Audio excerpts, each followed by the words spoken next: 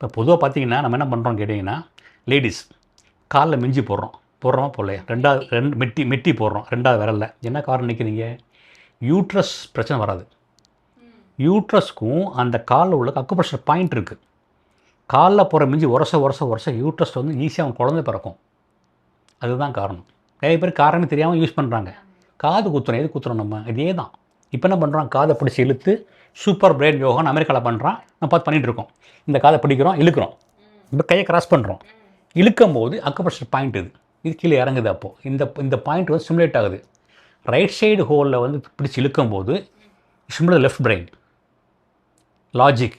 இங்கே இழுத்தா க்ரியேட்டிவிட்டி.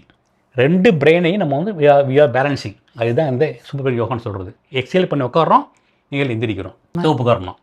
எல்லாத்துக்கும் ஒரு சயின்ஸ் இருக்குது. கால் போய்ட்டு சொல்லுவாங்க. அப்போ பார்த்தீங்கன்னா வீட்டில் நிறைய பேர் இருப்பாங்க. கால் மேலே கால் போட்டு உட்காராதப்பா, தாத்தா வர்றாங்க அப்படிம்பாங்க. ஏன்னா பெரியவங்களுக்கு இந்த வீடு அது. அவள் என்ன பண்ணனா, அந்த வீட்டு பொண்ணும் பையன் கால் மேலே கால் போட்டு உட்காரவே முடியாது கடைசி வரைக்கும். பெரியவங்க எப்போவுமே இருப்பாங்க.